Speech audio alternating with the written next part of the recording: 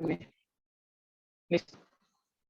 Bienvenidos a todos a la sesión del día de hoy. Es el tema A2 y vamos a ir con el doctor Federico. Muy buenas tardes. Déjenme, si están viendo mi pantalla, voy quitando esto y voy poniendo esto. Muy bien. No me alcancé a presentar la vez pasada, mil disculpas. He andado complicadillo. Estoy complicado y ese día concretamente estaba bastante complicado con un tema ahí de una consulta que tenía que ver de 6 a 7. Me presento rápidamente. Para quienes no me conocen o no sé si alcanzaron a presentarme o no, o en la sesión esta grabada en Zoom me llegué a presentar o no, y me presento rápidamente. Yo soy Federico Ramos. Yo hice medicina en el TEC hace unos cuantos años ya, y después hice psiquiatría y el doctorado en medicina en la Universidad de Navarra, en España, allá en Pamplona.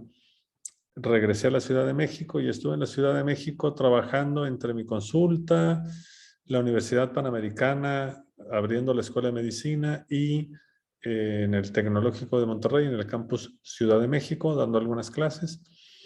Y después en el 2000 ya me vine para Monterrey a trabajar en la Escuela de Medicina y en mi consulta privada. Y en la Escuela de Medicina del TEC de Monterrey me han tocado hacer pues varias cosas. Una de las cosas fue armar el programa de psiquiatría, es decir, formar psiquiatras, médicos especialistas en psiquiatría.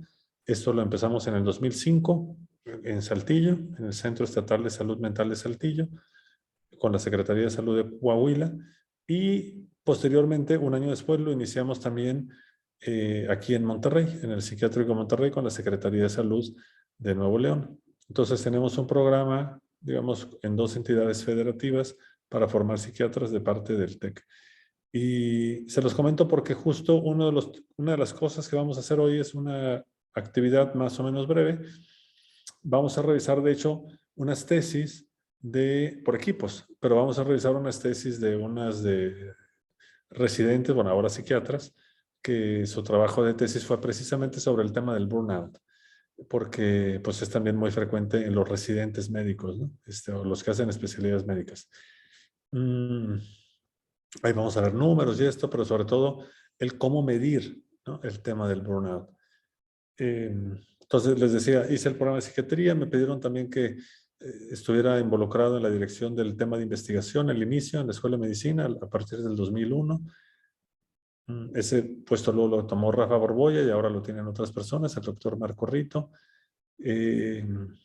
Iniciar el doctorado también de ciencias clínicas, me pidieron, y lo iniciamos.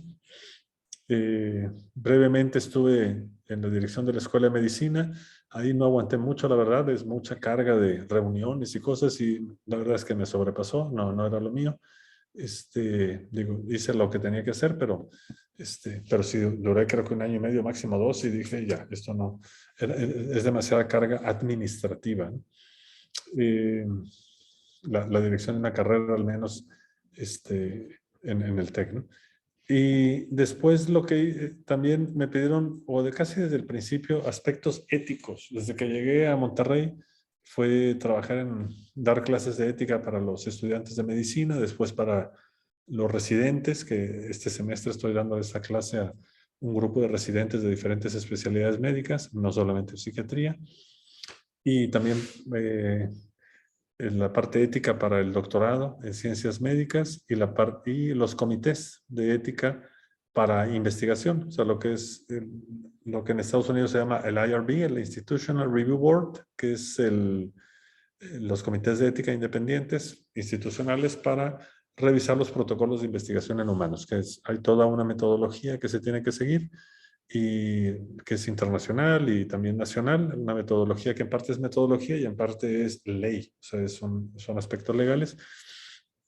En eso todavía sigo involucrado, entonces actualmente estoy como profesor, acabo de dejar la parte de coordinación de investigación en psiquiatría, y antes tenía la dirección, también se la pasé a alguien más, y estoy solamente dirigiendo los comités de ética de la Escuela de Medicina, profesor de posgrado y de pregrado en la Escuela de Medicina, de posgrado sobre todo en el área de psiquiatría, para formar psiquiatras, y también estoy pues en mi consulta privada, ¿verdad? Y bueno, eso soy yo. Yo nací originalmente en Chiapas, en Tapachula, Chiapas, y después estudié aquí en Monterrey y luego ya estuve en otras partes y de vez en cuando, cada vez que puedo, pues visito ahí Tapachula, ¿no? Muy bien. El tema que vamos a estar viendo hoy, quiero recapitular un poquito de la sesión anterior, ver un video también y luego vamos a ir viendo un poquito de esto de se enferma el cuidador, cómo, por qué, cuándo está cansado y cuándo está enfermo, ¿no? O sea, cómo se mide eso. Y vamos a ver los síndromes y las formas de medir, ¿no? Y vamos a analizar 3 investigaciones y 2 documentos por equipos, unos quizá, no sé si 35 minutos, quizá un poquito menos. Y después vamos a ver grabado lo que Diego Vázquez, de una asociación que yo creo que muchos conocen, que se llama Nuevo Amanecer, aquí en Monterrey. Hay una asociación que lleva muchos años funcionando y que ayuda a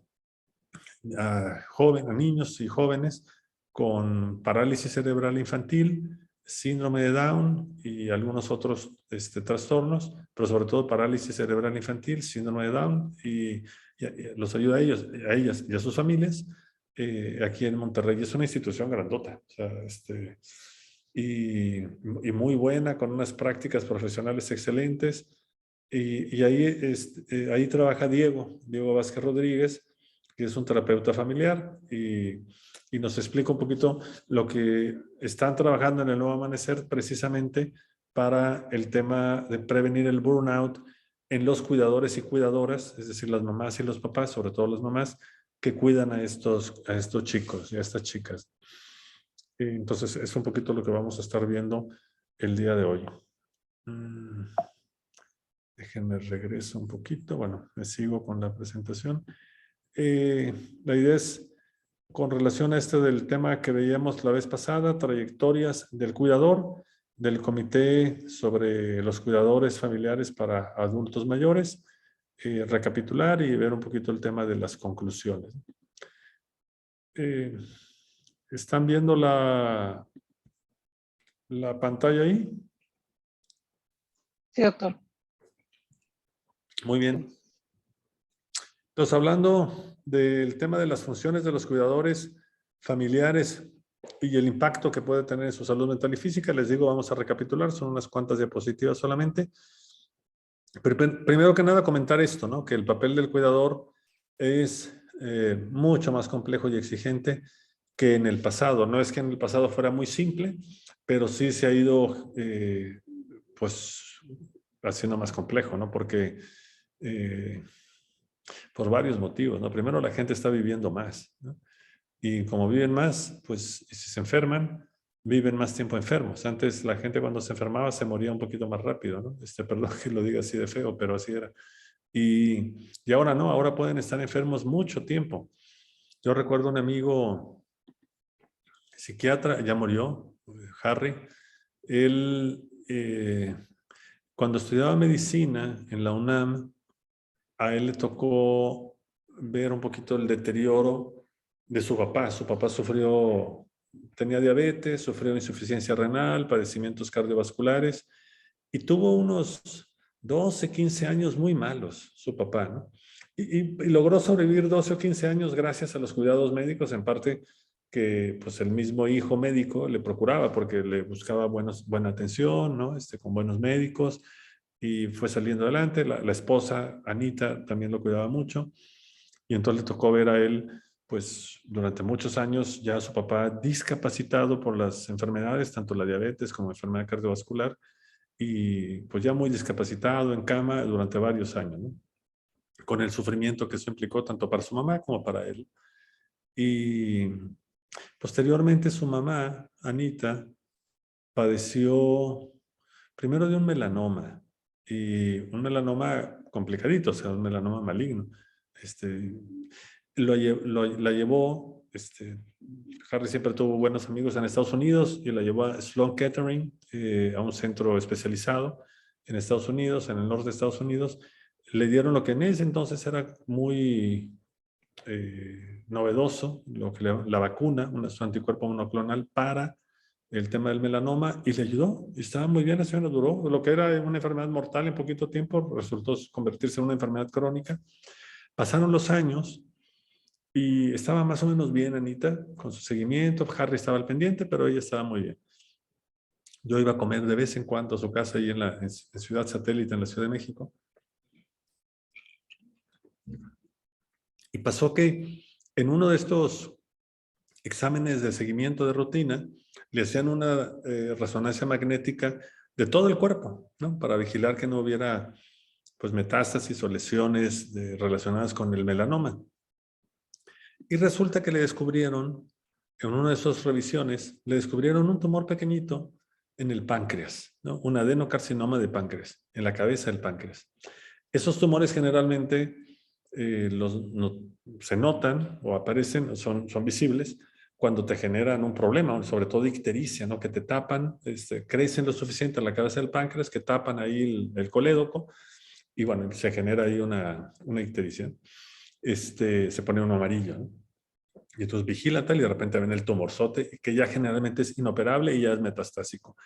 Pero en el caso de Anita, como estaban en una revisión de rutina, se lo descubrieron chiquitito, entonces se lo pudieron tratar, es un carcinoma muy agresivo, pero bueno, se lo pudieron tratar, se lo extirparon, le dieron tratamiento, y ese tratamiento, el segundo, es un segundo primario. Entonces, ese tratamiento, esa quimio y esa radio, sí le pegaron a Anita, ya estaba además mayor, ¿no? Entonces, Harry le tocó ver a su mamá también irse deteriorando poco a poco, hasta que finalmente, varios años después, ya falleció por consecuencia de este tumor, ¿no? De este adenocarcinoma de páncreas, pero duró bastantes años. A mí me tocó verla todavía un par de veces o 3. Entonces, claro, para él fue muy desgastante. Y pues luego me lo contaba, cuando hablaba con eso, decía, híjole, es que, dice, a mí no me gustaría pasar por eso. O sea, claramente, lo que les quiero decir es que gracias precisamente a la complejidad de la medicina y las enfermedades que antes podrían durar, no sé, puede ser una tontería, que antes podrían durar 3 años las personas y morirse, ahora pueden durar 10 o más años y luego morirse, ¿no? Entonces, en ese sentido es más exigente, más complejo también. Las situaciones son más complejas, los temas de seguros médicos también pueden ser más complejos, la parte incluso administrativa, ¿no? Entonces, comentar simplemente que los cuidadores familiares, voy a comentar un poquito lo que dicen los párrafos, pues han proporcionado generalmente la mayor parte de los servicios y apoyos de largo plazo en adultos mayores o en enfermos crónicos, diría, porque pueden ser incluso lo que les decía de nuevo amanecer, son niños con parálisis cerebral infantil y que van a requerir los cuidados de los padres prácticamente toda su vida, ¿no?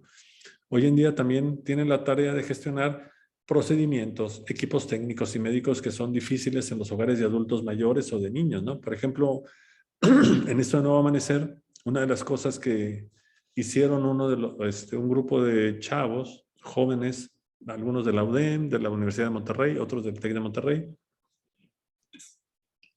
voluntarios, chavos de esos centrones, hicieron una labor bien interesante en Nuevo Amanecer.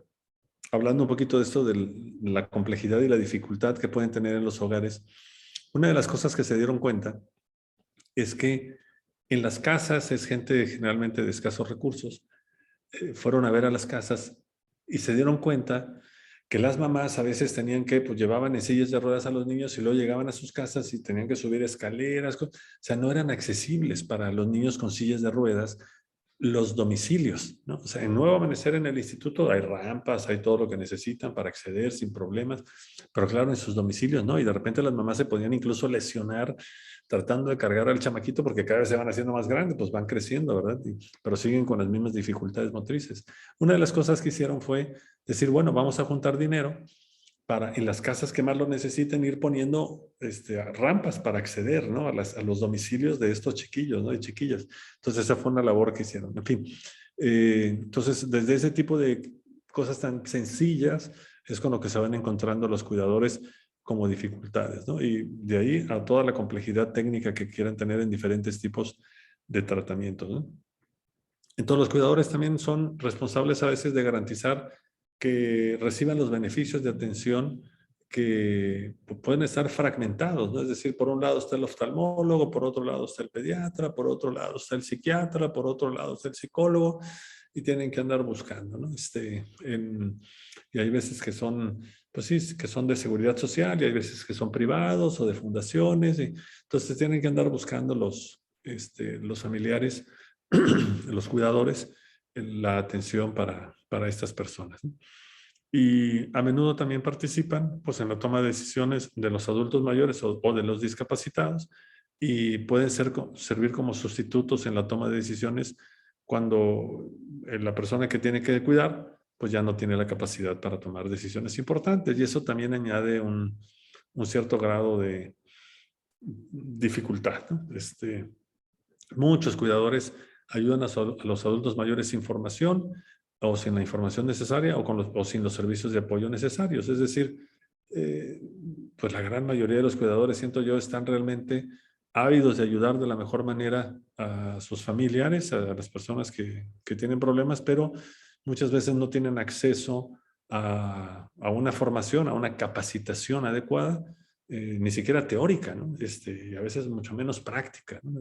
Nos comentaba ayer este chico que trabaja en la Fundación Alzheimer, que se dedica a la rehabilitación, de cómo la gente se lesiona a veces simplemente por no saber cómo cargar a un enfermo, ¿no? Es decir, cómo ayudarle a posicionarse en la cama o en una silla, y acaban lesionados ellos mismos, ¿no?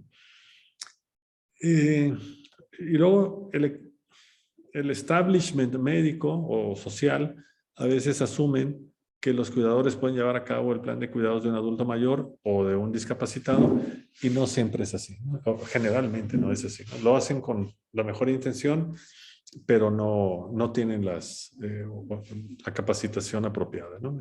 La gran mayoría de los cuidadores no lo hacen con muy buena intención, pero sin la formación apropiada. Cuando quieran ahí comentar, porque parte de este diplomado, lo interesante es que pasó desde la primera edición del diplomado, y ahora veo que también por los comentarios que alcancé a ver la última vez, bueno, la vez pasada, es que muchos de ustedes ya trabajan en este tipo de temas. Entonces la ventaja es que puede ser muy enriquecedor ahí lo que ustedes vayan aportando. Me sigo un poquitín a la siguiente diapositiva, hablando de cómo puede afectar ese cuidado al cuidador, cómo le puede afectar negativamente tanto en su salud mental y física, como lo comentábamos ya hacia el final, cuando se hicieron la revisión de estos textos, bueno, de un texto, revisión de diferentes partes de ese texto. También puede tener efectos positivos, como veíamos, ¿verdad? Que el impacto de los cuidados es muy individual y depende de diferentes circunstancias ambientales, familiares, personales, etc. Entonces, los cuidados tienen efectos positivos, sí, para algunas personas los pueden hacer sentir bien, pueden infundir confianza, proporcionar un significado y propósito, mejorar las habilidades de la gente, acercar al cuidador, a mí como cuidador, acercarme, ¿no?, al adulto mayor o a la persona con discapacidad que estoy cuidando, claro que nos ayuda. Entonces sí hay una parte de efectos positivos, pero como veíamos la vez pasada, los efectos negativos sobrepasan a esos efectos positivos porque la carga del cuidado, de las responsabilidades, del desgaste físico, emocional, económico, pues es grande, ¿no? En comparación con los no cuidadores, cuando se compara los que no cuidan con los que sí cuidan, los cuidadores son más propensos a tener angustia, depresión, ansiedad, aislamiento social, eso que veíamos, ¿no?, que comentaban ustedes, de hecho, por equipos, e informan que tienen una mala salud física y pues que se ha medido que tienen niveles elevados de hormonas del estrés, fundamentalmente cortisol, y también tasas más altas de enfermedades crónicas. Yo creo que una diapositiva más y nos pasamos a un video. El cuidado familiar puede afectar la salud mental y física del cuidador, sí, y también, pues como comentábamos, puede tener efectos positivos, ¿no? Y veíamos en estos textos que dos dimensiones, la intensidad y la duración de los cuidados, y también el deterioro que tenga el adulto mayor o el discapacitado, van a predecir de manera consistente los síntomas de depresión o de ansiedad en el cuidador. Los familiares que pasan muchas horas cuidando a parientes mayores o gentes con demencias avanzadas, pues son especialmente vulnerables a resultados adversos. También lo vemos, por ejemplo, en personas que tienen no necesariamente demencia, pero sí accidentes cerebrovasculares, ¿no? Es decir, embolias, infartos cerebrales, gentes que tienen más de 50, 60 años, tienen de pronto su accidente cerebrovascular y quedan muy discapacitados y a veces tienen cambios, no solamente es la discapacidad motriz que pueden adquirir, sino la discapacidad cognitiva y los cambios de personalidad que pueden tener, ¿no? Entonces, porque la gente de repente te la cambia, ¿no? Y, y eso para la persona que lo va a cuidar, llámale cónyuge, llámale hijo, hija, puede resultar, lo puede sobrepasar, vaya, ¿no? Entonces, los que tienen que pasar mucho tiempo cuidando a estas personas son especialmente vulnerables a resultados adversos si los comparas con los que pasan poquito tiempo con ellos, que llegan a verlos. La otra vez estaba platicando con una señora la semana pasada, ¿no? Justo de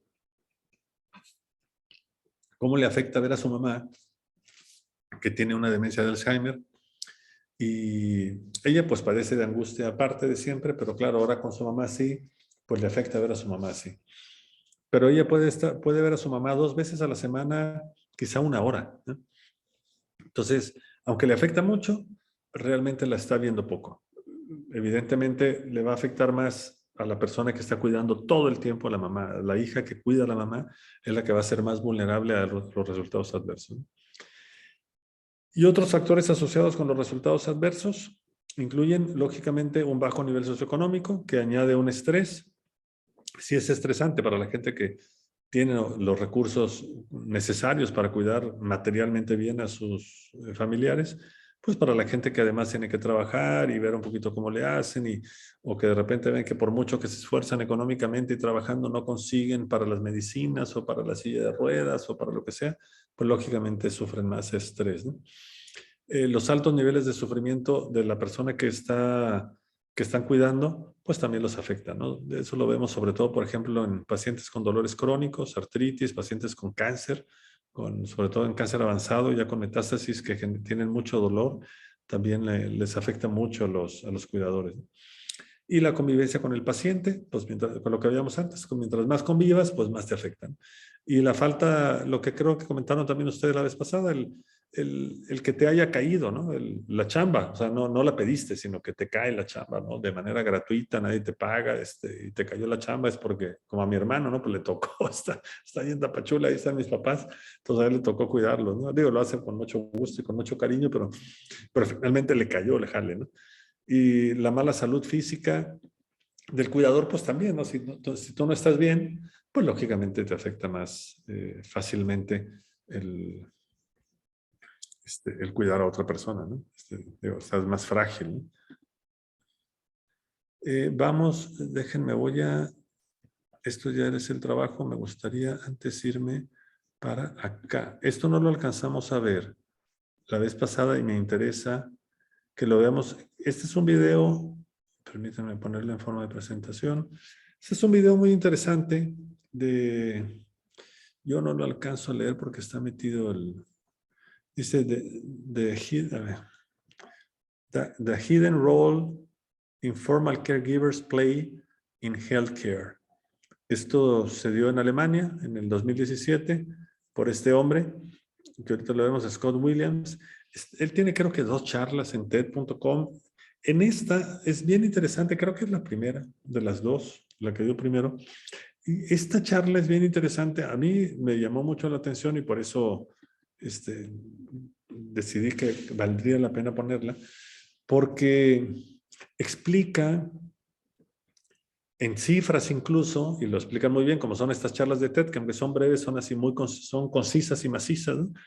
Explica muy bien, como en cifras y la dimensión que los cuidadores tienen en el cuidado de la salud, en healthcare, o sea, hablando de los sistemas de cuidado de salud, a nivel global, a nivel nacional, a nivel regional. Dice, finalmente, estamos hablando cuando hablamos de un sistema de salud, pues estamos hablando generalmente de los hospitales, la salud pública, la salud privada, tal. Pero claro, no se toma en cuenta todo lo que hacen los cuidadores, que sin esos cuidadores que están en los domicilios silenciosamente y no cobrando nada, si no fuera por ellos, lo que le llamamos el healthcare, el cuidado de la salud, se derrumba, se viene abajo. Entonces, creo que es bien interesante ese punto de vista para dimensionar a los cuidadores. Perdón, a ver, voy para acá. En la grabación voy a detenerla, pero la liga va a estar en la descripción del video. Está en YouTube. Oye, ¿qué les pareció la charla? Bueno, los que no sé si entraron a medio charla, algunos entraron así como ya iniciada la charla. Esta charla pretende mostrar el impacto, bueno, sí, como el impacto, la importancia que tienen los cuidadores en lo que llamaríamos el cuidado de la salud de una población. Llámele estado, llámele país, y creo que señala una cosa muy importante. Por un lado, que no se toma la suficiente atención a los cuidadores, y segundo, que dicen, es como el backbone, como el esqueleto que sostiene a un sistema de salud, porque se lo quitas y se derrumbaría, ¿no? El sistema de salud. Me gustan los ejemplos que usa o las metáforas que usa este hombre, ¿no? Bastante interesantes. Déjenme, si no hay comentarios, continúo compartiendo pantalla para... aguántenme un segundito. Estábamos recapitulando con estos temas y parte del tema de hoy es qué hacer cuando el cuidador se cansa. Hasta donde yo sé, me comentaba Adriana que ustedes ya tienen acceso a una carpeta en la cual hay unos documentos, ¿no? Si quieren, no sé si ustedes lo tienen en Canvas o en la carpeta. ¿Estás tú En por ahí? Canvas. En el Sí, Canvas. Y tienen estos documentos, la tesis de la doctora Patricia, sí. la tesis de la doctora Dulce. Déjame lo La muestro tesis de la para que... doctora, ok, la tesis de la doctora Mariana Ibarra. Y luego hay dos documentos, uno que se llama Burnout Among US Medical Students y otro que se llama Medical Resident Burnout Reaches Epidemic Levels. Están en inglés, creo que dice alguna traducción, creo. Entonces la idea es, yo los voy a mandar, si quieren tomen un screenshot, cada quien, o con su celular, tomen una foto, porque a los del equipo 1 les voy a pedir que revisen la tesis de la doctora Mariana Ibarra. Es una tesis de maestría.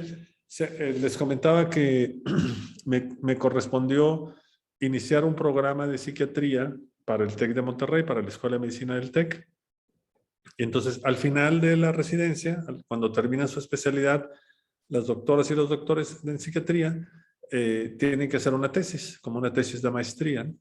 Y estas tres doctoras en diferentes años tomaron como tema varios aspectos del burnout. Tanto Mariana como la doctora Patricia Beas se enfocaron en residentes, es decir, médicos haciendo su especialidad en diferentes especialidades, psiquiatría, cirugía general, pediatría, etcétera, ¿no? Entonces, tanto Mariana Ibarra como Patricia Beas se enfocaron en medir el burnout en médicos haciendo su especialidad.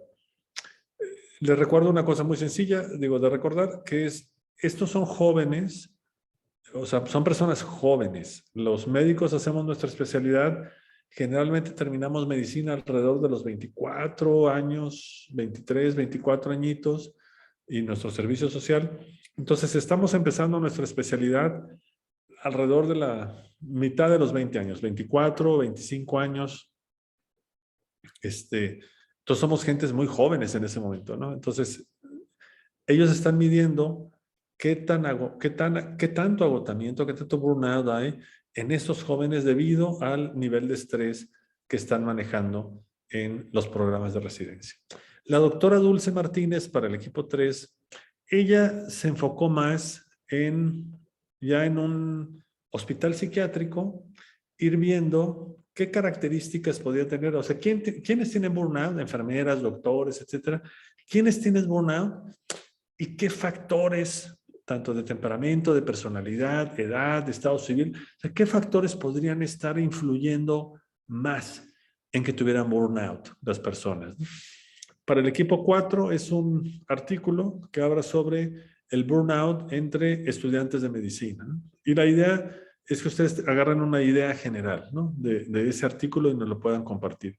Para el equipo 5 sería, son 2 documentos que traen lo mismo o información muy similar. Es de la misma autora, vaya, y el mismo tema, que es sobre cómo el nivel de burnout, ya dice ahí, está alcanzando niveles epidémicos entre los residentes médicos. Una vez más, médicos, gente joven que están haciendo su especialidad, pero, y entonces la idea, les pongo aquí la idea, por eso les pido que tomen un screenshot. Para el equipo 1 que va a revisar la tesis de la doctora Mariana Ibarra, no espero que lean toda la tesis. Creo que se tienen que enfocar un poco en todas las tesis. Viene el objetivo general, por ejemplo, ¿no? Y luego la metodología. Y pueden checar algunas cosas que les puedan interesar. Por ejemplo, yo estoy compartiendo pantalla. Permítanme un segundo. Entonces me voy a ir a un correo electrónico que debo tener por aquí. Por ejemplo, tengo, a ver, por ejemplo, aquí está la tesis de Mariana. Entonces voy a abrir la tesis de Mariana. ¿Sí la pueden ver ahí? Y entonces, en la tesis de Mariana, ustedes pueden ver el nombre que dice características demográficas y laborales de los residentes del programa multicéntrico, o sea, de varios centros del Hospital San José y la Secretaría de Salud, que presentan síndrome de burnout. Entonces, simplemente está midiendo cuántos tienen burnout. Entonces, ¿qué les pongo yo de la tesis de la doctora Mariana? Les digo, valdría la pena. ¿Qué mide el test de Maslach? Entonces ustedes en la tesis de la doctora Mariana, pues tendrían que ir al marco teórico o buscan un poquito dónde se habla del tema de Maslach. Y en la introducción les va a hablar sobre el test que diseñó precisamente esta doctora sobre el tema de burnout. Y ella habla muchas generalidades sobre el tema del burnout. Y más adelante en la tesis, de hecho, pone aquí está el objetivo, describir las variables, objetivos específicos, pone las hipótesis, dice la metodología, dice el inventario de burnout de Maslach. Y más adelante pone el inventario de Maslach, tal cual, o sea, el test. Lo va a poner un poquito más adelante. Y ustedes van a ver un poquito qué es lo que pregunta en el test de Maslach. Perdón que me vaya yo aquí. Bueno, esto ya es los resultados, si los quieren ver un poquito. Si gusta, le puedo explicar a los alumnos cómo llegar a la carpeta. Perdón, sí, déjame nada más terminar a ver si las puedo mostrar aquí. Debe tener el test de Maslach en algún lado la doctora o lo explica. Perdón. Voy. Aquí está el de Maslach. Entonces ya está casi al final de su tesis, pero pone el inventario de burnout de Maslach. Antes en la introducción habló un poquito de esta doctora y de cómo hizo el test de el test, pero aquí pueden ver qué es lo que pregunta y también explica en la introducción cuáles dimensiones son las que da y o sea, de las que proporciona información, y aquí les va hablando un poco también de diferentes aspectos de lo que va midiendo o sea, mide el burnout y diferentes aspectos del burnout. Muy bien, dejo de compartir para que tú puedas compartir, Adriana.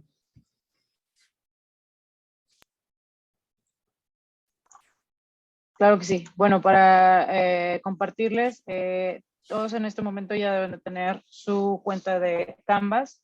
Para los que no han ingresado aún, por favor, les solicitamos que ingresen, ¿verdad?, a la cuenta para que puedan ustedes formar parte de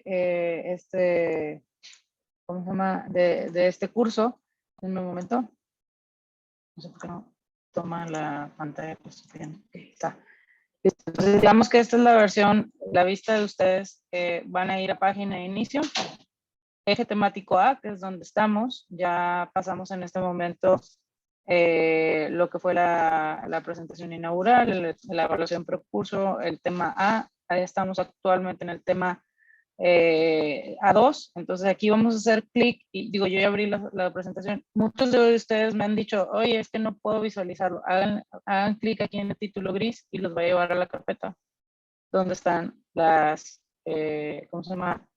Las lecturas. Es el mismo caso con los videos y con los, vamos, las lecturas y todo. Entonces, nuevamente lo voy a regresar para repetir.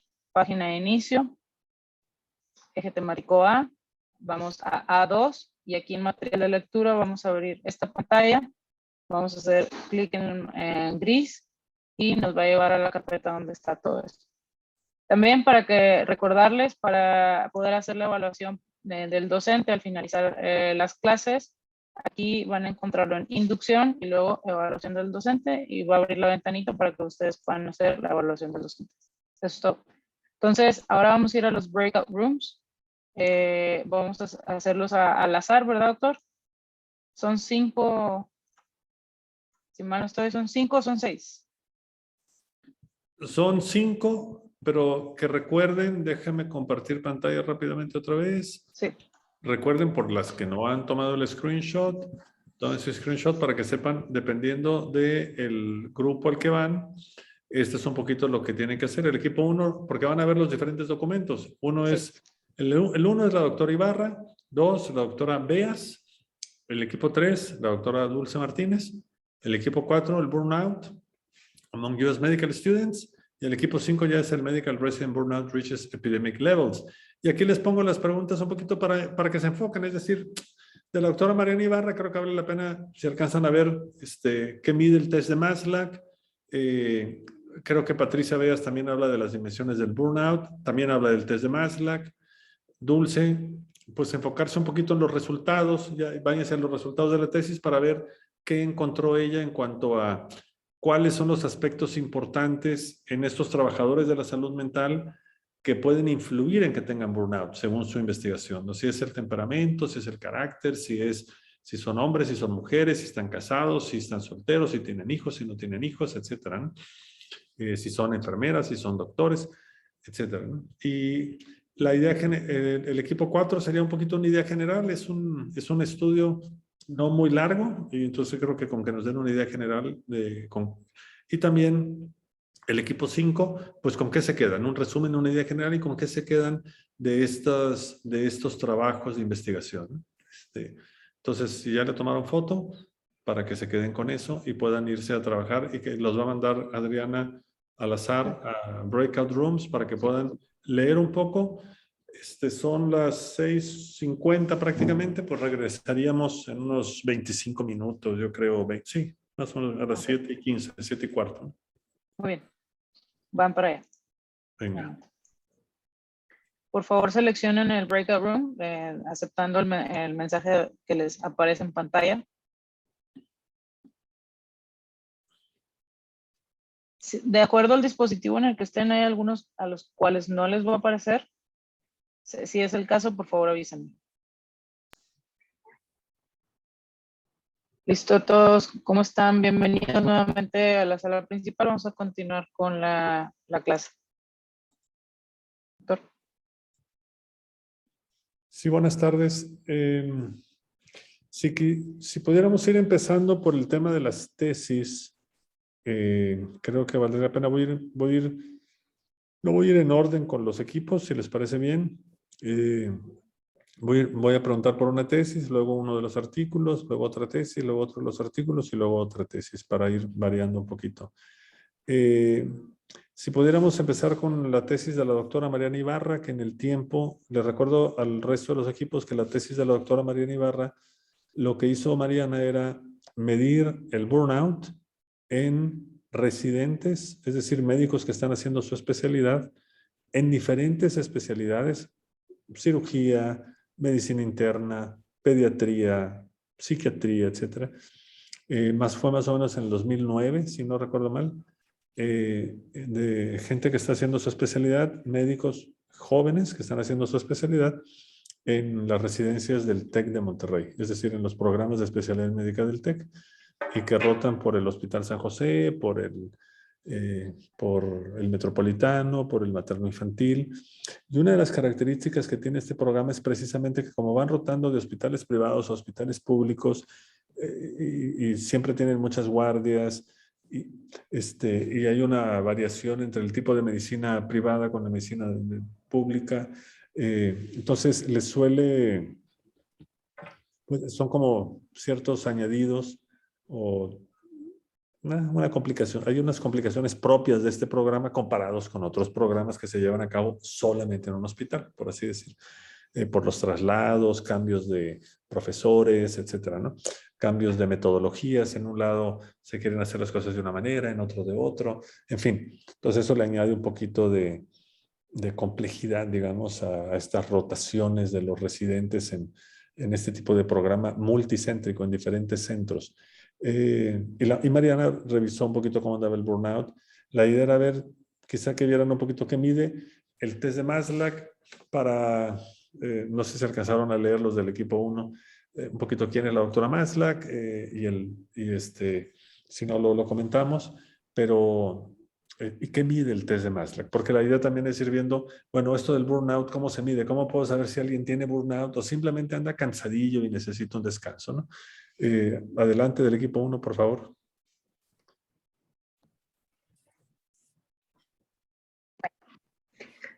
No alcanzamos a ver mucho acerca como de la historia de la doctora Mariana. Lo primero que pudimos ver es que el burnout pues, se mide de dos maneras. Digamos, tiene una parte clínica y una perspectiva psicosocial. Sí. Entonces, este test de Maslach se fija más es en la parte psicosocial, porque la perspectiva clínica pues son muchos síntomas físicos, ¿verdad? Sufridos por los residentes y cuidadores. Y en esta parte psicosocial mide tres aspectos principalmente, que son el agotamiento emocional, la despersonalización y la baja realización en el trabajo. El test tiene varias preguntas, creo que son 22, y entonces hay cierto grupo de preguntas que se suman y va a buscar lo que es la baja realización en el trabajo, o la despersonalización, o el agotamiento emocional, ¿verdad? También decía Maslach que el burnout tiene como 6 áreas específicas que tienen un rol en el desarrollo del síndrome de burnout. Y esas áreas son la carga de trabajo, el control, la recompensa, la comunidad, la justicia y los valores. También otro datito que alcanzamos a ver es que principalmente se desarrolló en hombres. Eran como los que tenían los puntajes más altos. No sé si alguien más del grupo quiere comentar algo.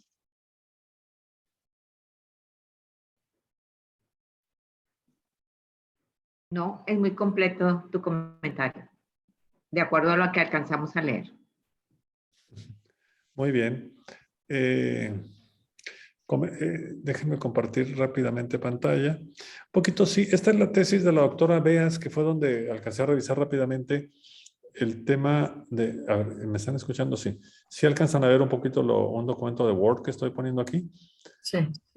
Las subescalas que revisa o que pretende medir este test de la doctora Maslach y de su equipo son la subescala de agotamiento emocional, la despersonalización, hablando del tema de despersonalización para quienes no estén familiarizados con este término, porque el de agotamiento emocional yo creo que todos lo entendemos.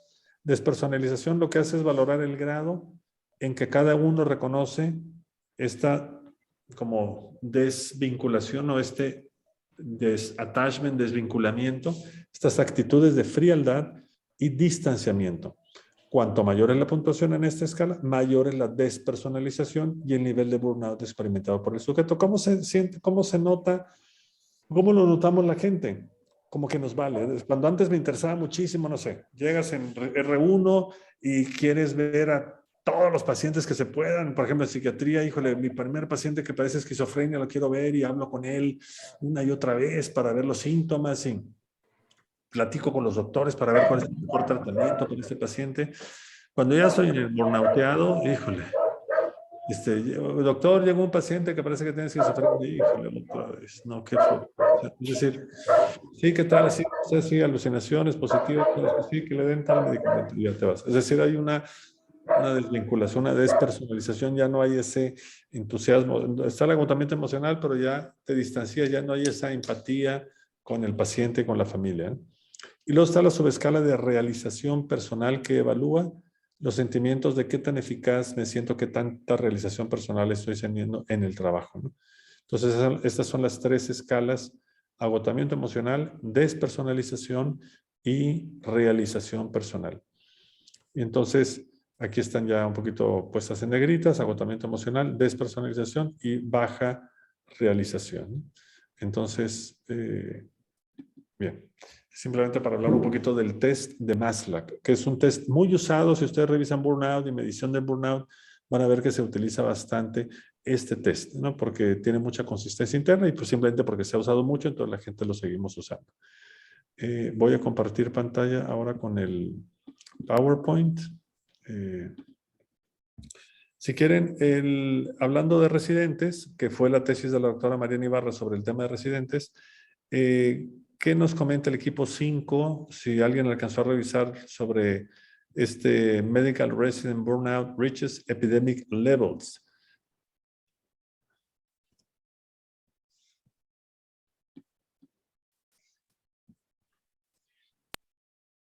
¿Quién es el equipo, el siguiente equipo, perdón?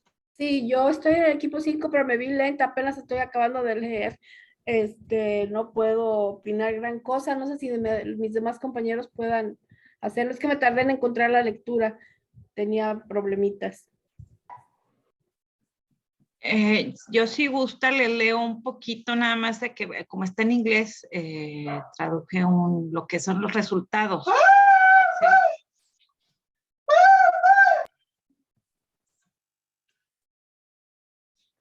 Sí, adelante.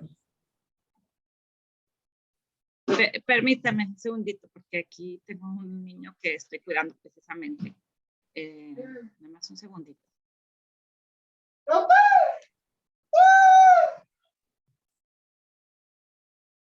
Ahora sí, discúlpeme. Comparto ¿Sí me pantalla. escuchan? Sí, ¿Sí me déjenme escuchan? nomás Sí. comentarles rápidamente. Esta es la tesis, Sí.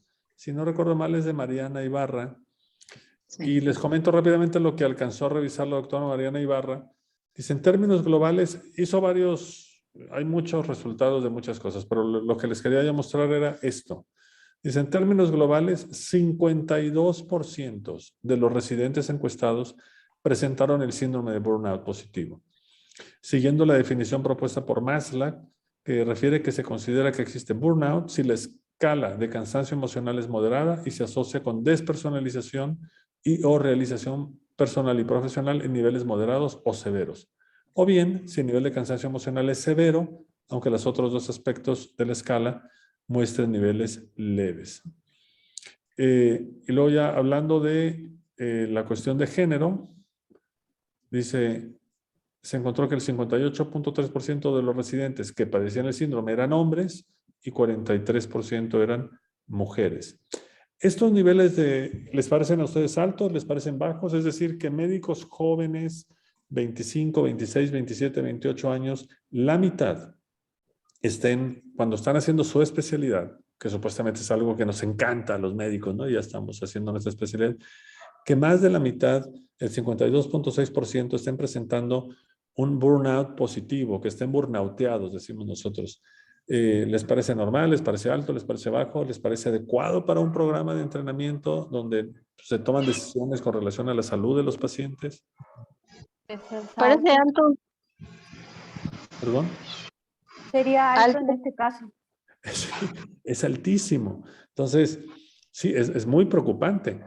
¿Y ustedes creen que estos niveles están muy altos? Es decir, ¿estamos mal en el TEC? ¿Deben ser parecidos a los del resto de México? ¿Cómo estaremos en comparación con Latinoamérica y con Estados Unidos, con otros programas de residencia de otras partes del mundo como Estados Unidos o Latinoamérica? Yo creo que aquí en México, nuestros adolescentes que pasaron ya a residentes y llevan una vida muy pudiéramos decir, relajadas, y al momento que se enfrentan con una realidad tan tremenda, sobre todo en pacientes psiquiátricos, pues claro que caen en shock, ¿verdad? Porque no es lo mismo estar viendo pacientes con cáncer que a un psiquiátrico. Ya. Sí, nada más Entonces, comentar, sí es muy- un comentario breve. La doctora midió en todos los Yo- programas de residencia, cirugía, oftalmo, pediatría, psiquiatría, todos. Sí. Bueno, pues entonces cambia mi perspectiva, pero sí es un porcentaje muy alto. Y Es muy aparte, alto. no sé si tenga relación o tenga que ver la calidad de vida que se tiene, porque usted mencionaba ahorita en otros países, ¿verdad?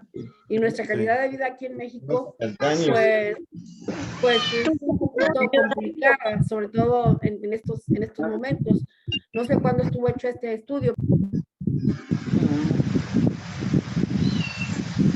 A ver, no sé, ¿quién está hablando ahorita? ¿Ani Marín o Ana Isabel? Pero bueno, decía que depende No, es de que la calidad yo de quería vida. saber quién estaba hablando para si no silenciar a los demás. Es que estoy ruidos. Soy yo, Lourdes. Lourdes, ok, ya Lourdes. puse en mute aquí ok, sí, Lourdes, se hizo este estudio más o menos en el 2009, si no recuerdo mal, porque Mariana es de la primera generación que empezaron en el 2005, lo estaría haciendo entre el 2008 y 2009. Bueno, pues no estábamos tan mal como estamos ahorita, ¿verdad? Todavía. Bueno, rápidamente terminar el comentario y por la pregunta que les hice, hemos hecho varios, luego se han hecho otros estudios aquí en el programa de residencia y siguen más o menos, seguimos igual de mal, como a la mitad de burnout, pero resulta que los estudios que se han hecho en Chile, en Uruguay, en Perú, en Argentina, en Estados Unidos y en Canadá, están más o menos igual, ¿eh? Los programas de residencia, es un tema muy preocupante porque el burnout en los residentes, en los médicos que están haciendo su especialidad, como las instituciones se apoyan mucho en los residentes para ver a los pacientes, para hacer cirugías, para poner tratamientos, para atenderlos en las noches, el hecho de que estos residentes estén burnouteados, más de la mitad, significa que la toma de decisiones, la ejecución de tareas puede ser errónea y eso acaba perjudicando a los pacientes, ¿no? En fin, hay unas personas que están levantando la mano. Déjenme ver, tengo que dejar de compartir. Adriana, por favor, sí. Y luego Edna. Sí, doctor. Sí, digo, esta parte también es muy interesante por el tipo de trabajo que tienen ustedes. Yo soy química, trabajé para la industria farmacéutica y había un producto que manejaba el estrés, el Vitanco, y había un estudio muy similar, pero no con residentes, sino ya con médicos externos. Y resulta que todas las especialidades también salían con un nivel muy alto. Creo que utilizaban en el estudio el DSM-5. 4 o 5. 4, ajá, si mal no me equivoco, pero lo interesante es que cirujanos, creo que el más bajo fue pediatría y dermatología, pero de los más altos estaba cardiólogos y estaban cirujanos, en fin. Y parte de las conclusiones era por el tipo de prácticas y decían, bueno, ¿cómo es posible que todavía se hagan guardias de 36 horas en donde no duermen, en donde tienen pacientes, en donde están con trastornos del sueño y pues esto llegaba a quemarlos? Ya no nada más era el estrés leve, moderado, severo, sino que ya pasaba a burnout, ¿no? Entonces creo que a la fecha, pues usted sabe más que yo, pero creo que a la fecha todavía estas prácticas, tanto en los estudiantes como en los externos, pues todavía no cambian. Sí, así es. Sí, es un problema y hay especialidades e instituciones peores y mejores. Por ejemplo, mis residentes de psiquiatría casi les salen lágrimas cuando yo les digo cómo hacían yo mis guardias en España, ¿no? Yo les decía, bueno, me daban un buscapersonas, un beeper. Antes no había teléfonos celulares, entonces me daban un radio que me lo ponía en el cinturón y me llamaban si necesitaban. Yo me iba a mi casa y creo que en un año me llamaron 2 veces hacia mi casa y lo solucioné por teléfono. Creo que en los 4 años de residencia tuve que ir 1 o 2 veces en la noche, como a las 10 de la noche, porque había que poner una cosa ahí de medicamentos, ¿no? Y ya, o sea, esas fueron mis guardias, imagínate. Y era una vez a la semana o una vez cada 9 días. Entonces, claro, cuando yo les digo eso aquí, claro, Carlos, se les salen las lágrimas a los pobres, porque aquí tienen, como dices tú, guardias cada 3 días y son de estas larguísimas, complicadísimas. En fin, sí. Sí, aquí en América en general, Europa es un poquito más noble. No sé cómo sea en Europa del Este y cómo sea en Asia, pero sí, aquí en América clásicamente los programas de residencia son muy abusivos.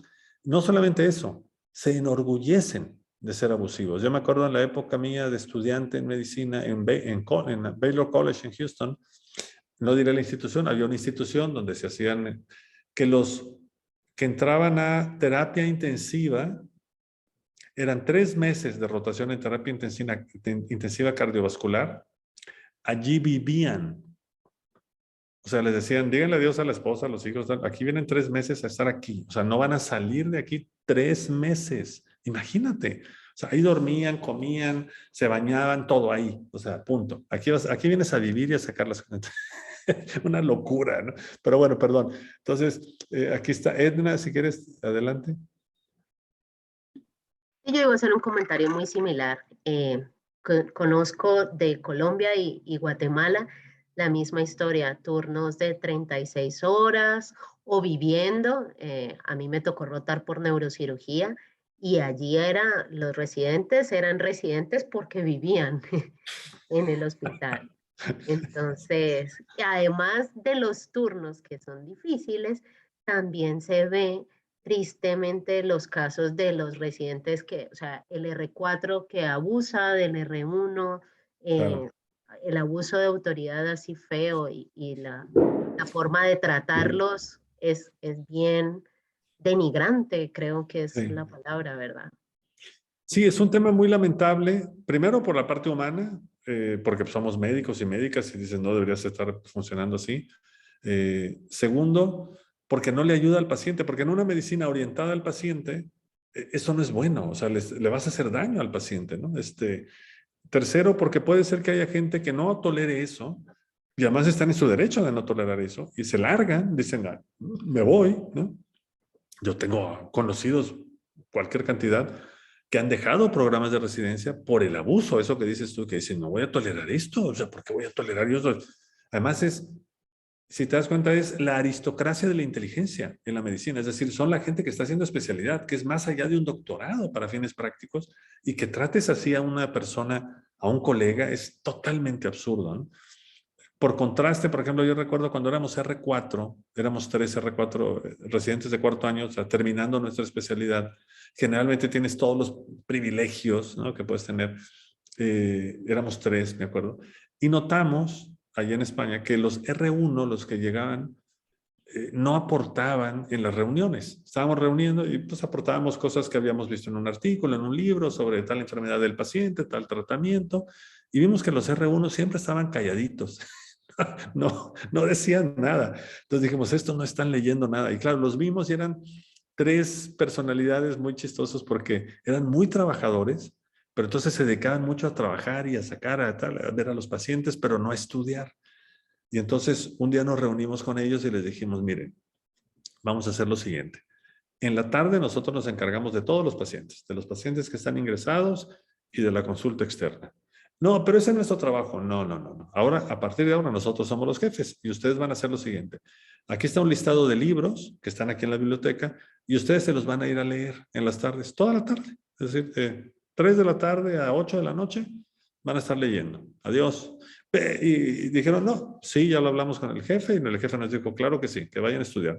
Entonces les hicimos un listado.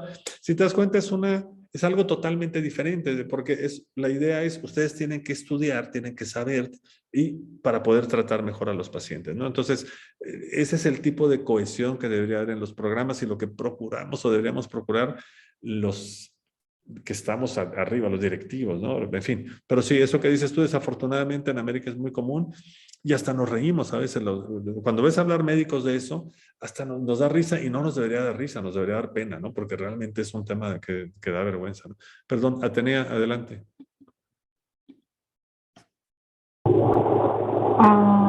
Yo quería, ¿sí me escuchas? Sí, te escuchamos ahí un poquito con algo de eco, pero sí. Ok. Bueno, yo nada más quería comentar que pues son muy tristes las estadísticas pero esto ha sido de siempre, digo, yo también soy residente, entonces a mí me ha pasado que pues tengo guardia y luego al día siguiente nos dicen, tienes que venir a tu rotación porque eres residente, o sea, ya se asume de que pues tuve una guardia de 12 horas y estoy cansada, no te sirvo aquí, o sea, estoy cansada, tengo sueño, tengo hambre, ¿para qué me quieres aquí? O sea, no voy a aprender, pero pues ya es como que una cultura que a lo mejor quizá estaría en las personas de arriba, directivos, jefes de enseñanza, el cambiar. Sin embargo, pues no lo hacen porque, como le comentaba a mis compañeros de equipo, en el equipo 2, los residentes somos los que sostenemos los hospitales. Sin nosotros no hay personal. Así es. Sí, es toda una corrupción del sistema, si te das cuenta, ¿no? Yo les podría contar 1000 anécdotas porque yo estuve pues dirigiendo un programa de psiquiatría aquí, ¿no? Y pues me tocaron mis luchas, ¿no? Y tuve que defender cosas. Pero bueno, pero sí, desafortunadamente sí es. Y sí es, el tema es que no solamente sufre el cuidador, en este caso el residente, el médico, la médica residente, sino los pacientes, ¿no? Ese es el problema. Y lo que me da coraje es que a mí me ha tocado ver, me ha tocado vivenciar o ver cómo personas que tienen una gran vocación lo dejan por este abuso, por estas circunstancias, por este cansancio, lo dejan cuando hubieran sido grandes especialistas, seguramente, ¿no? O sea, pero bueno, es una pena. Adelante, es Amalia. Sí, Amalia. Sí, buenas tardes. Bueno, nada más para cerrar el comentario, yo estoy en la coordinación de la Facultad de Medicina de la Universidad Emiliano Zapata y ahorita estamos iniciando la carrera de medicina y observé ahorita por las tesis y los comentarios que han hecho hasta ahorita, me llamó mucho la atención de estos 2 años que estuvimos con modalidad virtual, que fue un poquito tranquilo el proceso con los muchachos porque no podían ir a prácticas. Ahorita en este semestre que empezaron sus prácticas, me ha llamado mucho la atención porque ahorita tenemos un alto índice de alumnos que se están reportando por problemas psicológicos, problemas psiquiátricos, como tienen guardias en la noche, prácticas en la mañana, académico en la tarde, entonces que no lo habían tenido durante 2 años, ahorita se sienten muy, muy, muy saturados y me llama mucho la atención la respuesta, sobre todo la parte psicológica. Claro. Que aunque teóricamente se les estuvo preparando, cada vez que había oportunidad se les decía, prepárense porque terminando la pandemia, entramos de lleno a la práctica, ustedes requieren práctica, a pesar de que verbalmente se les buscaba la manera de prepararse, ahorita que están en la vivencia real, sí hay un alto índice muy importante de alumnos que están acercándose a pedir apoyo psicológico, a pedir apoyo psiquiátrico, algunos hasta medicándose porque sienten la presión. Entonces me llamó y hice un poquito de relación con algo de lo que estaban comentando de las tesis en razón y todavía no son residentes, todavía no, apenas son estudiantes, son de 7º semestre, de 5º semestre, y sí ya hay esa sensación de, incluso la creencia de que medicina tiene que ser muy difícil y muy sufrida. Ya desde ahí empiezas a tener algunas sensaciones, ¿verdad? Sí. Ese era mi comentario. Gracias. Sí, esto, como dices tú, aunque les hayan avisado, les hayan dicho, es broma, lo que voy a decir. Es como en el matrimonio, que te dicen que va a ser difícil, pero dicen, no, claro, y te avientas y luego dices, ay, sí, era así de difícil. No, es broma. No, ahorita que estabas diciendo eso, me estaba recordando lo que venían analizando unos periodistas aquí en México, bueno, en la Ciudad de México, pero lo decían de varios colegios, sobre los profesores de educación física, de niños de primaria y secundaria. Dijeron, ahora que regresaron, los niños, o sea, chiquillos de 10, 15 años, no toleran la hora de ejercicio físico. Tuvieron que hacerlas de 20 minutos, luego de media hora, porque no aguantaban los niños. Se dice, claro, después de la pandemia se desacostumbraron por completo, sí, totalmente de acuerdo, sí. Muy bien, creo que ya no hay más manos levantadas. Si quieren, seguimos un poquito, comparto otra vez pantalla para ver un poco el tema del PowerPoint y revisar quizá la tesis de la doctora Patricia Beas con el equipo 2 sobre las dimensiones de burnout o lo que les haya llamado la atención. Yo. Adelante, tenías. Pues que a diferencia de la otra tesis, en esta del equipo 2, la de la doctora Patricia, era más común en mujeres. el burnout. Ella encontró que era más común en las mujeres y que revisó los factores sociodemográficos y encontró que las personas solteras estaban más propensas a sufrirlo. Eso fue lo que encontró como que en cuanto a los números, pero ya al final llega a la conclusión de que pues puede o no tener como que relevancia eso. Más que nada, el dato más importante para ella o a la conclusión a la que llegó fue la jornada laboral de más de 80 horas. Una jornada laboral de más de 80 horas, pues sí. Voy a poner, si quieren, déjenme compartir aquí la pantalla para que ustedes me dirán lo que dice la presencia de síndrome de burnout de acuerdo al puntaje. Dice ausencia en la N y el porcentaje. Fíjense, el síndrome de burnout, 72% en la muestra que hizo.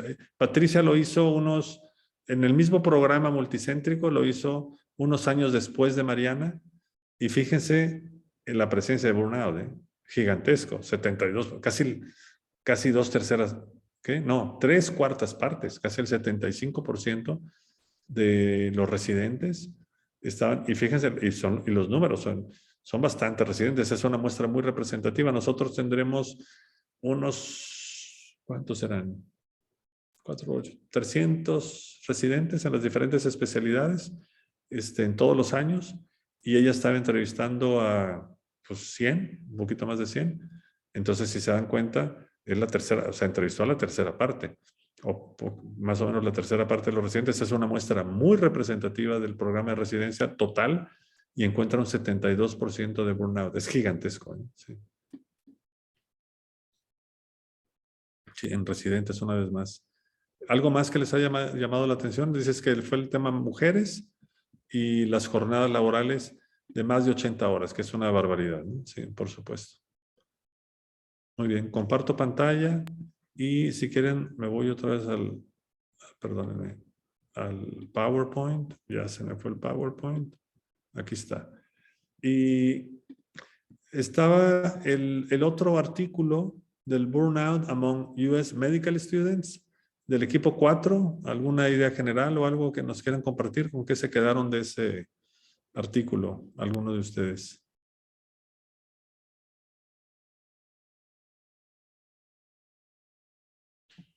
Hola, buenas noches.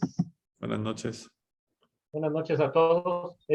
Pues ahí comentamos dos cosas, porque lamentablemente pues ninguno sabemos inglés, ¿verdad? Entonces más o menos le entendimos ahí. Hubo una compañera que lo tradujo, y en lo que ella nos comentaba es la despersonalización del equipo médico hacia los pacientes ya cuando están en una etapa de burnout o de cansancio extremo, ¿verdad? Que esto, yo les comentaba de que, que eso se da muy común aquí en México por las largas horas de trabajo, por el área en que te toca rotar o por el área en que te toca estar con los pacientes.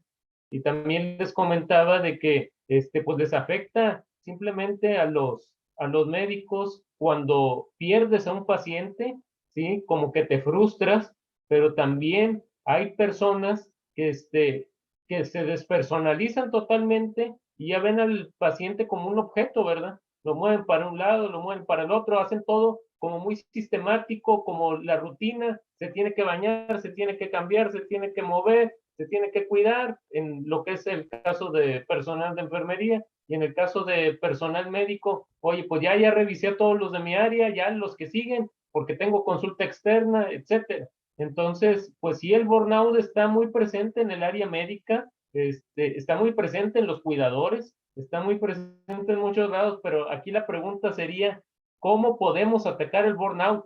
¿Qué es lo que vamos a hacer para prevenir el burnout? ¿Cómo le voy a hacer? ¿Qué idea tengo yo para prevenir el burnout ahí en las instituciones, verdad? Claro. Sí, dos temas. Ahorita contesto esta pregunta. Bueno, como quiera lo vamos a ver en otra sesión, precisamente esto del tratamiento, la prevención, pero podemos ir adelantando. Digo, es muy lógico, no es fácil, pero es como lógico. El tema de la despersonalización es un tema muy, híjole, iba a decir una palabra que no debo decir en público, pero es un tema muy feíto, por decirlo de alguna manera sencillita. Es un tema muy feo, muy ingrato, porque si se dan cuenta, los cuidadores de la salud, pues estamos ahí en principio porque nos gusta, ¿sí? Es decir, nos gusta ayudar, nos gusta el estudio de la medicina, pero nos gusta atender a la gente, que la gente se cure, que la gente se vaya contenta, no sé, la enfermera, el doctor, psicólogo, rehabilitador, le gusta que, ay, gracias, ¿no? O sea, eso, claro, nos llena, ¿no? Es decir, en general, ¿no? Y entonces la despersonalización nos está quitando eso, si se dan cuenta, por el agotamiento.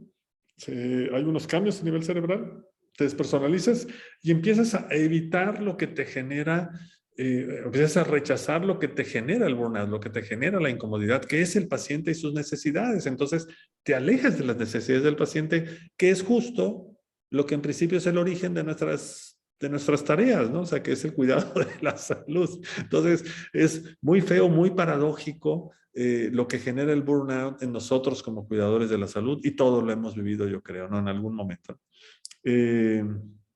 ¿Cómo prevenirlo? Creo que hay varios niveles. Hay un nivel estructural, ¿no? De la estructura, del cuidado médico, que se debe preocupar de cuidar a los médicos, a las enfermeras, a los rehabilitadores, a todos los cuidadores de la salud, incluyendo los técnicos de laboratorio, a todos los deben de cuidar para que no caigan en burnout, si me interesa realmente el paciente.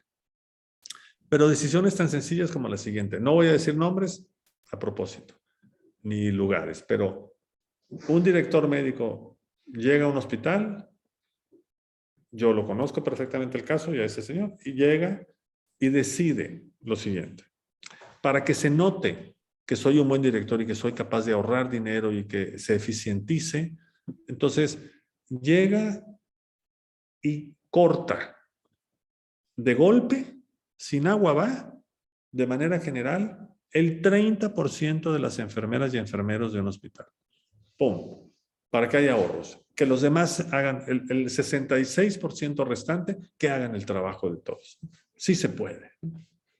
Y miren lo que ahorré, ¿no? Claro, él se luce diciendo lo que está ahorrando, la ganancia tonta de dinero que va a generar, como si eso fuera una finalidad de un hospital, cuando son otros los fines.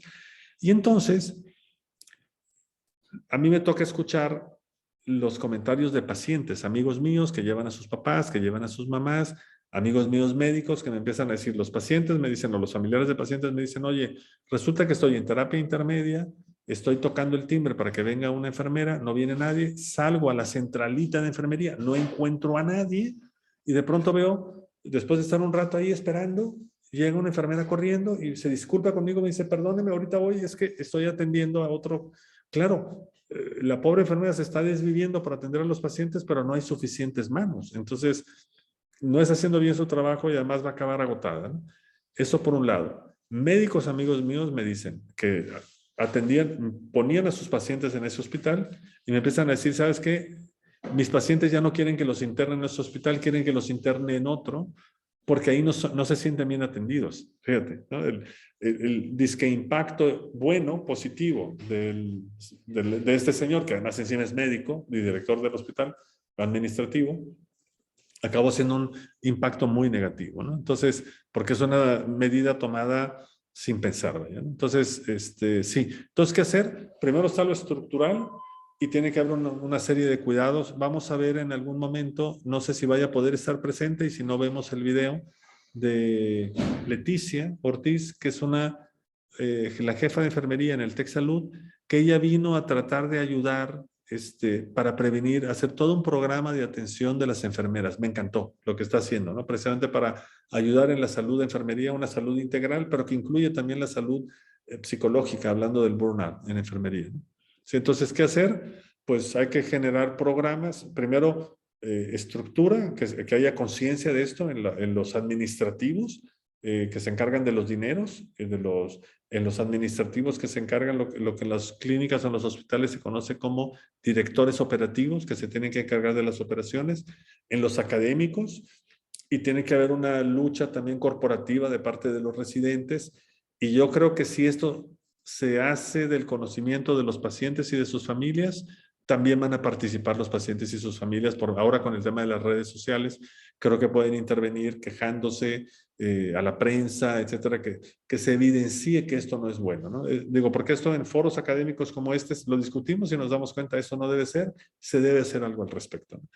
Pero luego los que deberían tomar esas decisiones no lo hacen. ¿Hay una corrupción en el sistema o en los sistemas? Sí. Por ejemplo, en México claramente hay una corrupción en la medicina pública. Hay pocas manos, es decir, hay poco presupuesto, hay pocas manos, hay pocos médicos y médicas contratadas con la especialidad. Y entonces se utiliza a estos estudiantes de posgrado como, le llamamos, pues como mano de obra, tal cual, ¿no? Para que saquen la chamba, decimos, ¿no? O sea, que saquen el trabajo, ¿no? Es decir, la atención de los pacientes, las guardias, la atención nocturna, los fines de semana, etcétera. Y les cargan mucho la mano. ¿Por qué?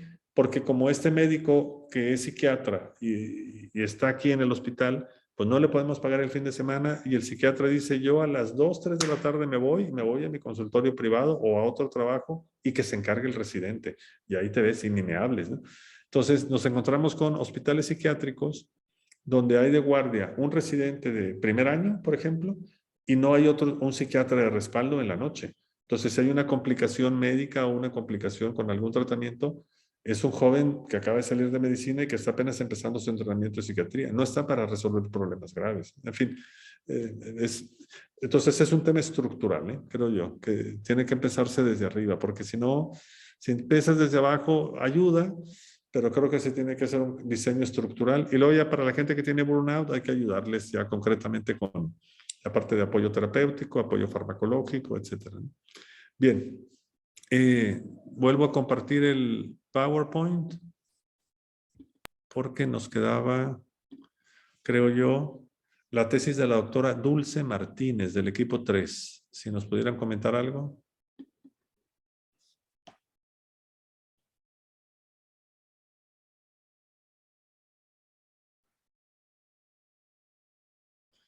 ¿Está Irma Judith con la mano levantada? Sí, disculpen, no puedo activar la cámara, pero bueno, en el documento realmente solo se ve la realidad, para mi pensar.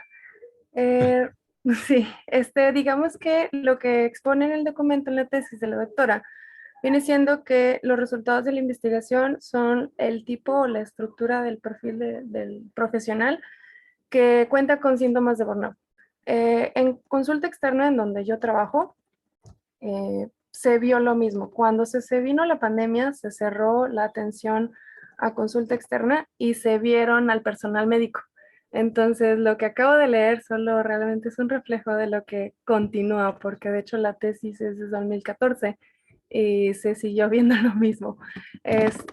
Decía que en la tesis, por conclusión, que el rango en donde se tenía el síndrome de burnout eran las personas que tenían de 26 a 40, del sexo masculino, estado civil casado, o que fueran solteros, que eran padres de 1 o 2 hijos, que fueran mayores estos chicos y que tuvieran alguna enfermedad de comorbilidad. Y pues, por así decirlo, que sean de altos como de rangos de médicos, subespecialistas, y hospitalización, es lo que dice el documento. Y lo mismo que comentaron mis compañeros anteriormente, los rangos de horarios de turno altos son los que perjudican más en esto. Pero sí, eso es lo que dice el documento. En pocas palabras.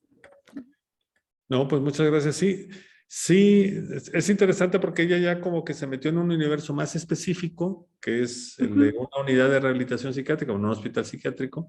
Dijo, a ver qué encuentro por aquí, ¿no? Y es un poquito esto que tú comentas, ¿no? Y sí, desafortunadamente son vicios que ahí están, ¿no? Ahora, recordando un poquito, ¿cuáles serían ser hombre, ser mujer, estar casado o no casado? ¿Alcanzaste a percibir un poquito cuáles serían como los factores de riesgo, al menos en esta pequeña población de un hospital psiquiátrico? Sí, decía que son las jornadas de laboral, que viene siendo también las actividades que hace la persona por fuera, o sea, si es una persona que tiene actividades diarias recreativas, disminuye un poco, pero si no las tiene, aumenta. si tiene la responsabilidad, esto yo lo ligo más a la responsabilidad de otros papeles, no solo como profesional, sino tu papel que a lo mejor puedes alguien más o tienes hijos, o sea, se involucra todo esto. Entonces, entre más papeles juegue esa persona, por lo que observé, más carga emocional va a tener si la Claro. pones bajo presión. Sí, sí, un poquito lo que sabemos de, pues sí, digo, lo que sabemos todos de si te vas cargando de cosas, pues acabas, pues, digo, te acabas doblando, te acabas quebrando más fácil, ¿no? En cambio, si tienes esparcimiento, tiempo para ti, pues sí, te relajas un poco, ¿no? Así es, ¿no? Muy bien. Sí, ya lo iremos viendo eso después, ya también en lo que comentaba antes también otro compañero, el tema de qué hacer, ¿no? Ya lo veremos en otras sesiones. Hoy, pues nos vamos a quedar con el pendiente de ver un video de lo del Nuevo Amanecer. Si no, como quiera, ustedes lo tienen ahí, está la liga a YouTube, o si podemos, lo vemos en alguna de las siguientes sesiones. No sé, Adriana, si yo aquí los despediría. No sé si hay alguna duda, comentario, pregunta, queja, etcétera. A ver qué nos...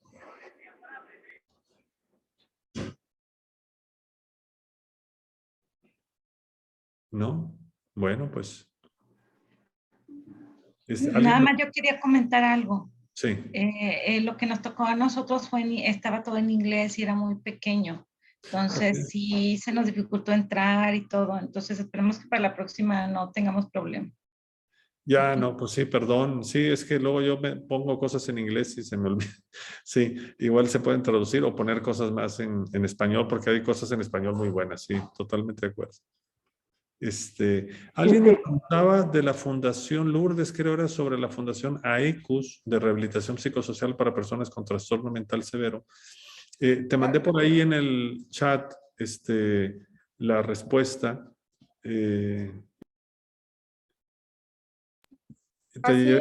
Así es, doctor. Muchas gracias. Creo que es el tema, digo, ahí con mucho gusto, yo te pongo en contacto con la gente, digo, yo participé en el inicio de esa fundación, soy parte del patronato y pues encantado de ayudar a quien se pueda, ¿no? Sí, yo creo que nos va a ser de mucha utilidad y cuando usted sepa el trabajo que se hace, creo que también le puede llamar la atención y bueno, ya lo platicaremos con más calma. Muchas gracias, sí, ya tengo su correo y todo. Nos comunicamos, gracias. Muy bien. Muy buenas noches a todos. Buenas noches a todos. Gracias. Buenas noches, gracias. Gracias. Gracias, que descansen. Buenas noches. Gracias. Gracias. Gracias, buenas noches.